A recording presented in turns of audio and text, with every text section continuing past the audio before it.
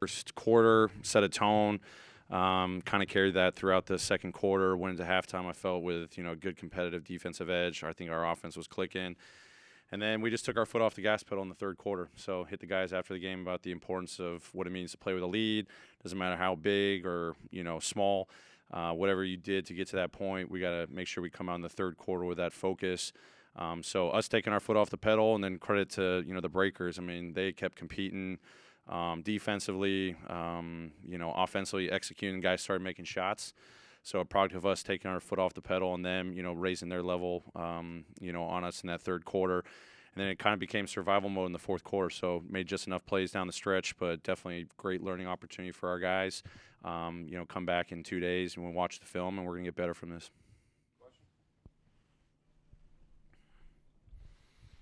Grayson Allen kind of got possessed in the second half there. 2 monster blocks, had some threes. Have you seen him use his athleticism like that in practice? And just what did you think overall of his game? Yeah, I mean, very impressive 2 games in a row. Obviously you can talk about him shooting it well, playing off the ball, playing point guard for some minutes and being aggressive, full court drives, turning the corner downhill and using his strength. But the big things like you hit, like his highlight blocks, making the unselfish team defensive play. Sometimes it was momentum shifters for us, a couple of his blocks, and absolutely seen that. Saw that in Summer League, guy that, we've been talking to about channeling that competitiveness in a positive direction. And, you reap the benefits from it. So obviously impressed and very happy where he's at offensively. But defensively, how he's guarding on the ball, pick and roll, fighting through screens, making it tough on certain guys, make or miss. He's working his butt off. And then, his unselfish defense has been huge for us in these 2 games. Kyle Anderson played his first game since January, really. Your sense of where he is physically in terms of getting ready for the regular season? Yeah, I mean, he and I laughed about it. I said, "You good out there? You're grabbing your knees." Like, man, I was gassed. And I love hearing that from him, though, because I felt like it, maybe impacted his game a little bit, but for the most part, he was competing, the heck out of it on defense, chasing guys off of screens, navigating DHOs, pick and rolls, catching his breath when appropriate, and then, offensively just playing within the flow. So I think after a first game, after being off for so long, very impressed with how he approached the game, played within himself, didn't force anything, and then defensively how he competed. So it's good that he's winded, so we know the lung capacity is picking up, and, we'll see, over the next couple of days how he recovers and just keep gradually getting him to a point where he's more comfortable on the floor. You had said earlier that you felt like with the whole let it fly thing, guys were mostly taking good shots. What did you think about that tonight? And I think the Breakers shot 11 more threes than you did. Is there a line in your mind out there where, okay, don't let it fly, or is it not necessarily? No, I mean, there definitely is a line at some point. I felt like, there were some situational ones where we may have taken some a little early, especially in the fourth quarter when to close out a game. We forced a couple.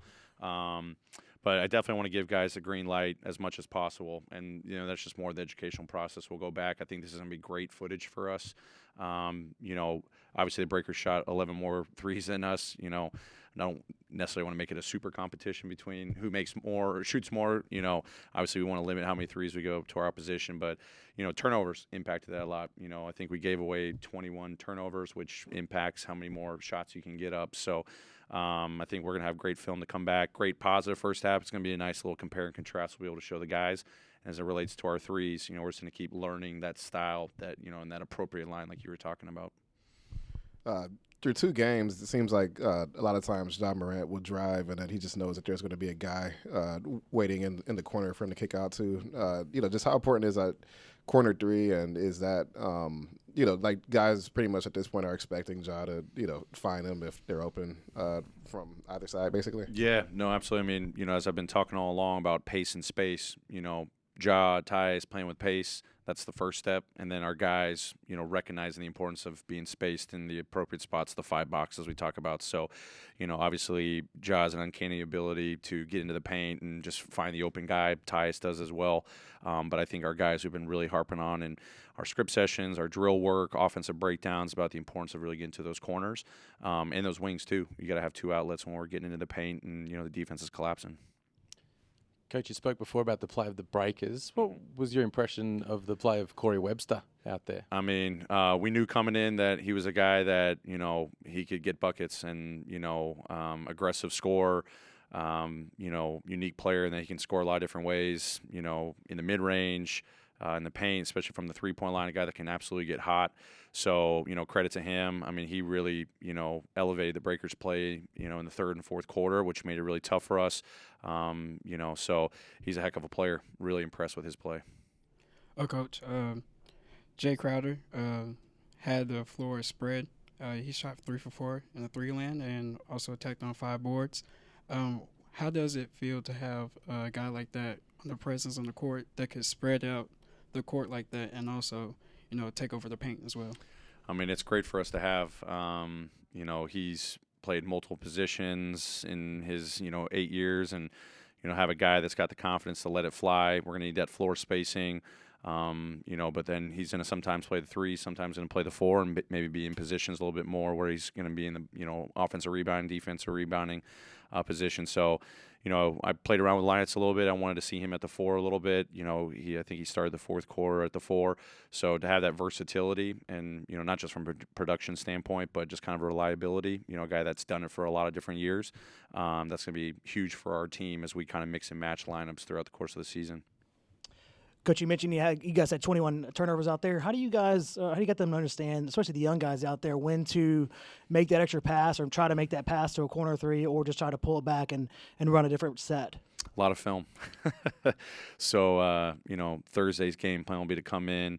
We may not watch every single turnover. I told the guys, I said, don't ever lose sight of the fact that I'm not a turnover coach. I want you guys to play aggressive style of play. I want you to be in attack mode, try to thread the needle to a teammate, make the unselfish play. But at times we may be pressing the issue a little bit more. So it's a constant dialogue, showing them film. It's situational related.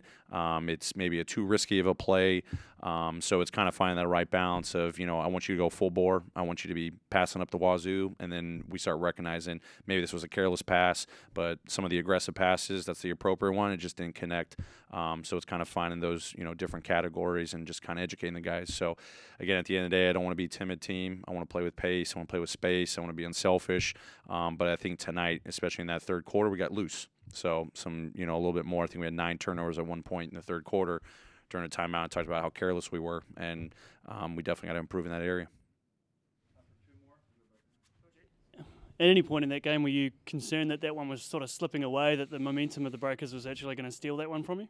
Yeah, I mean, third quarter, as I said, in the opening, we definitely let our foot off the pedal.